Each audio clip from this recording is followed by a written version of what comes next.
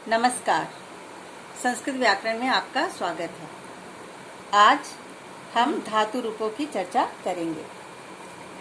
संस्कृत में धातु रूपों को पढ़ाते हुए मैंने अनुभव किया है कि अधिकतर छात्रों को धातु रूपों के विविध रूपों को याद करने में कठिनाई होती है।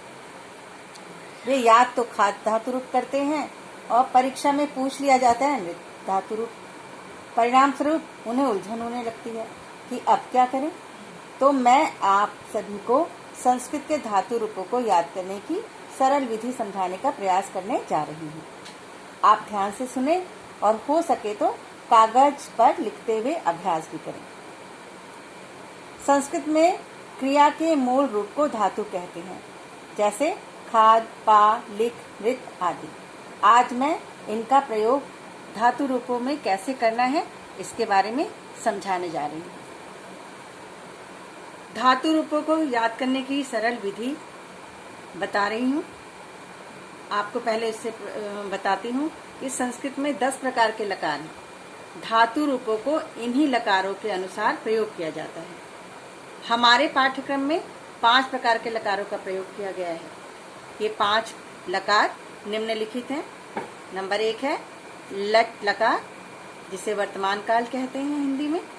दूसरा है लिट लकार, हिंदी में इसे भविष्य काल कहते हैं। तीसरा है लंग लकार, इसे हिंदी में भूतकाल बोला जाता है। चौथा है लोट लकार, आज्ञा काल के संदर्भ में इसका प्रयोग किया जाता है। नंबर 5 है विधि लिंग लकार, जिसे चाहिए के अर्थ में प्रयोग किया जाता है।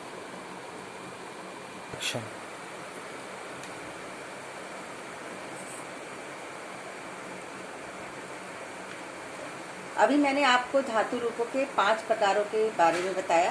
5 लकार कौन से बताए?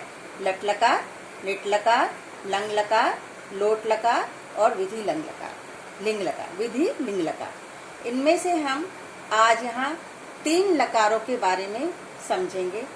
लट लकार, लिट लकार और लंग लकार। मैं अभी आपको लट लकार यानी वर्तमान काल के बारे में बताने जा रही हूँ। हम इसमें धातु लेते हैं नृत।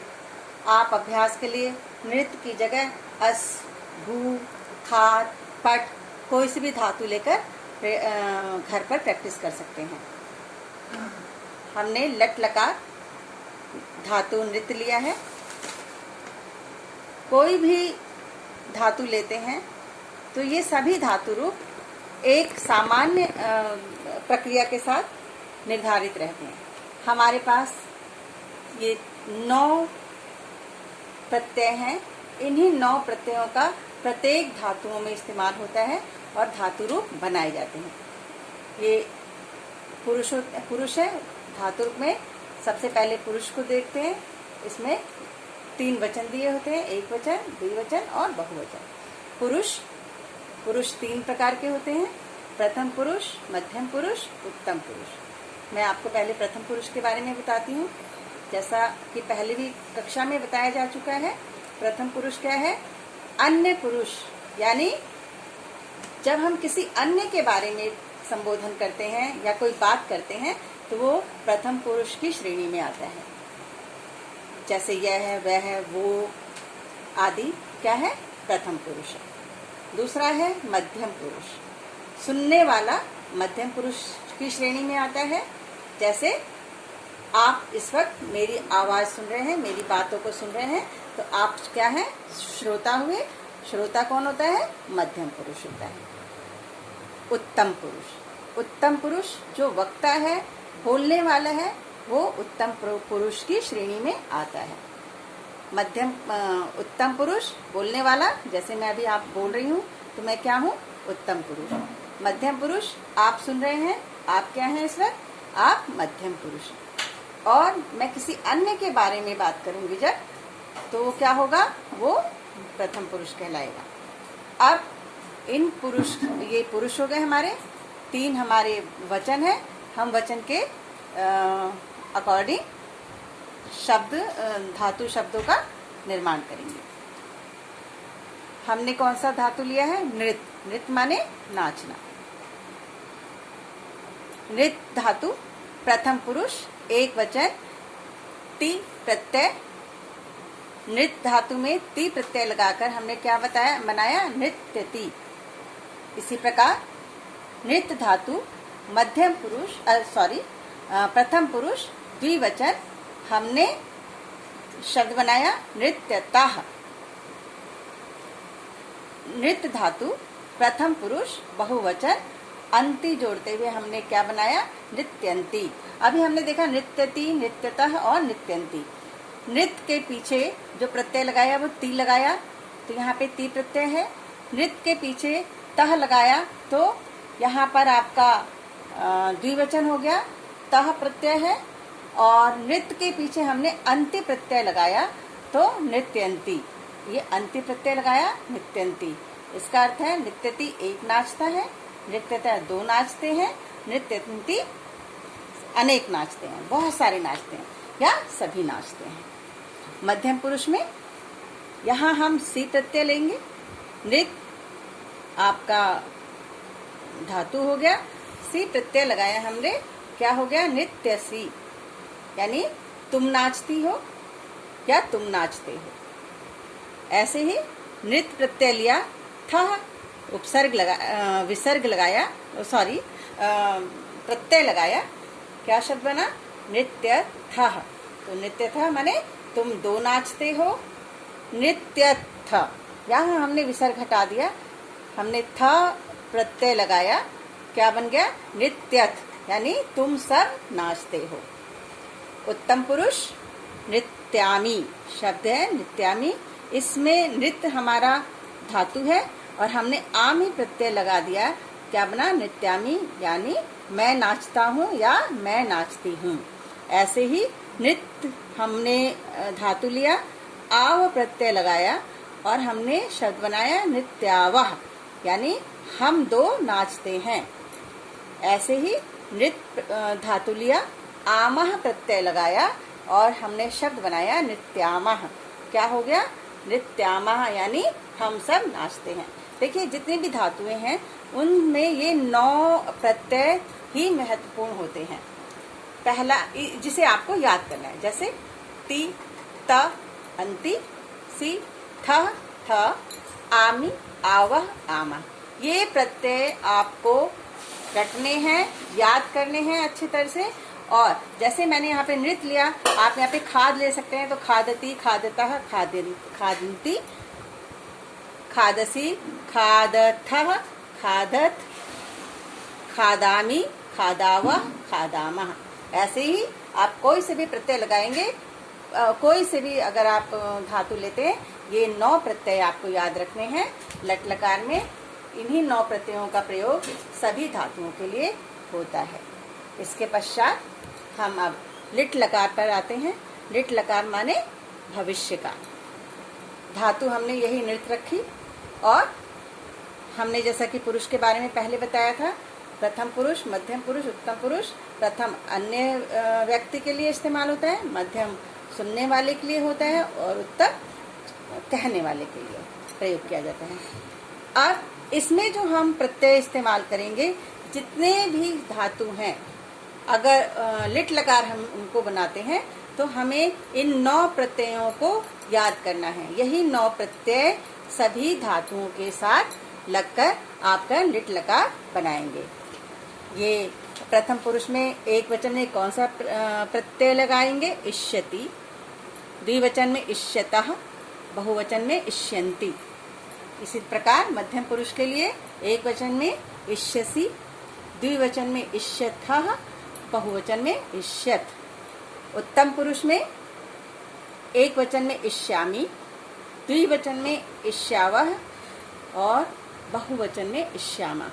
अब हम लेते हैं धातु। अब कैसे लगाना है ये देखते हैं।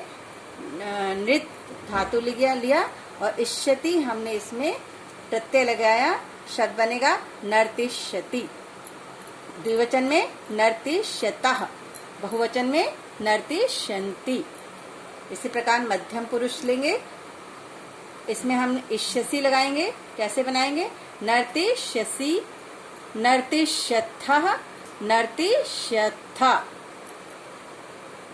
उत्तम पुरुष, इसमें हम ईश्यामी लगाएंगे एक वचन में, नर्तिष्यामी एक वचन, नर्तिष्यावः द्विवचन और नर्तिष्यामः बहुवचन।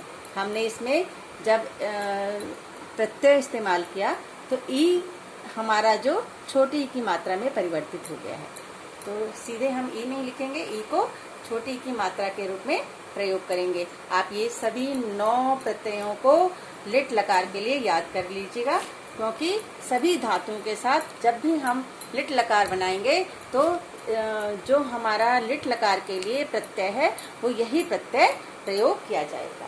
अब आते हैं हम लंग लकार यानी भूतकाल के लिए।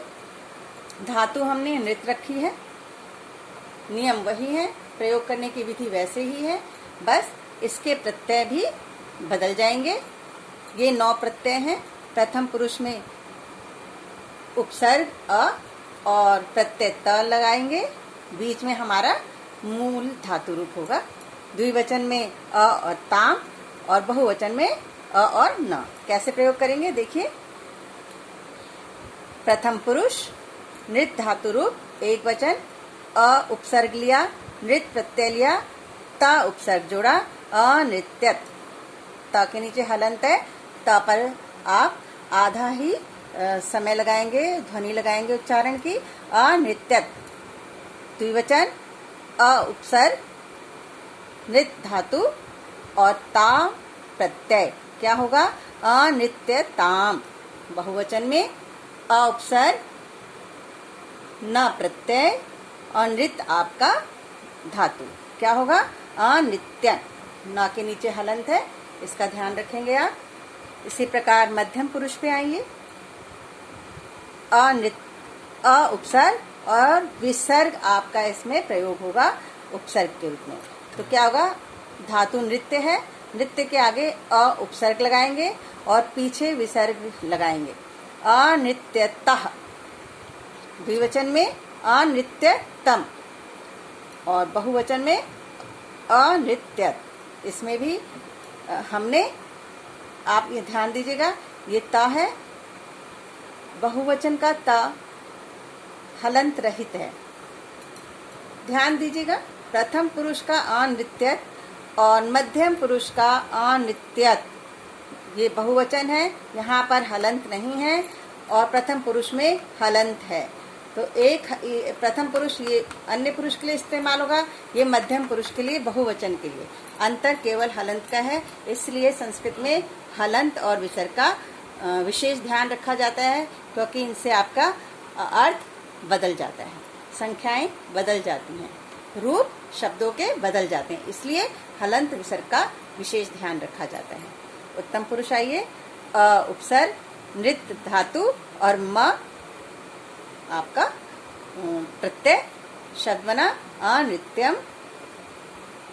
द्विवचन में अ उपसर्ग नृत धातु आव आपका प्रत्यय, क्या शब्द बन गया अनृत्याव। ऐसे ही अ उपसर्ग नृत धातु और आम प्रत्यय अनृत्यामः। हम जो ये नृत धातु लंग लकार का प्रयोग कर रहे हैं, आपको इसमें एक विशेष बात याद रखनी होगी कि इसमें आपको जितनी भी धातुएं हैं, इन सब धातुओं के आगे जो उपसर्ग है वो अ उपसर्ग लगाया हुआ है। देखिए मैंने यहाँ लिखा भी है अ अ अ अ अ अ अ अ अ। तो धातु से पहले अ लिखना है और धातु के पीछे प्रत्यय के रूप में आपको ये त, ताम, न, विसर्ग, तम, त, म, आव, आम, इन प्रत्ययों को याद करना है। यही सभी प्रत्यय लंग लकार में प्रयोग होंगे सभी धातुओं के साथ, और लंग लकार में अ उपसर्ग भी आपको धातु के आगे लगाना होगा। तो अभी हमने आपको नृत धातु का इस्तेमाल करते हुए किस तरह से आपको लट लकार, लिट लकार और लंग लकार के धातु रूप बनाने हैं, इसके बारे में समझाया। आशा है आपको समझ में आ गया होगा। यहाँ विस्तार से सब लिखा है, आप अपने घर पर प्रैक्टिस करिएगा। अभी मैंने नृत धातु लिया है, आप अन्य धातुओं को लेकर उनका प्रयोग करते हुए इस विधि के अनुसार धातु रूप बनाइएगा। मुझे आशा है आपको इस विधि से ये सारे धातु रूपों को याद करने में आसानी होगी और आप स्वतः ही जितने भी धातु हैं, कोई से भी रूप आ जाएंगे, कोई सा भी लकार आ जाएगा, आप बड़ी आसानी से उसको लिख लेंगे।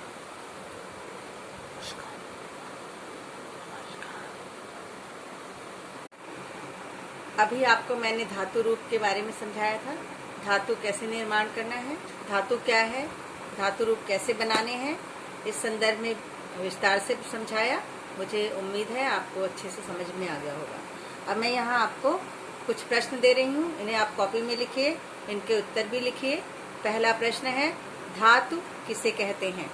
पहला प्रश्न है, धातु किसे कहते हैं? दूसरा प्रश्न है, खाद, पा, लिख, घ्रा, इन 4 धातुओं के रूपों को अपनी कॉपी में लिखिए और इसके लट लकार, लिट लकार तथा लंग लकार के रूपों को कॉपी में लिखना है। इन 3 रूपों को कॉपी में लिखेंगे तथा इन सभी चारों धातु रूपों को भली भांति याद करेंगे। इसके साथ ही मैं आप सबसे कहना चाहती हूँ, हमारा विश्व कोरोना नामक महामारी से जूझ रहा है। आप सबको प्रार्थना करनी है कि ईश्वर इस महामारी से हम सबको शीघ्र मुक्त कराए। हम लोग घर पर रहें, घर पर ही पढ़ें, अभ्यास करते रहें, शिक्षा प्राप्त करते रहें। ये जो ऑनलाइन क्लासेस स्टार्ट हुई है, ये सिर्फ इसलिए हुई है ताकि आप घर पर रहकर पढ़ाई का आनंद लेते रहें और इसका पढ़ने का अभ्यास आपका कभी छूटे नहीं। घर पर रहें, सुरक्षित रहें, स्वस्थ रहें। नमस्कार।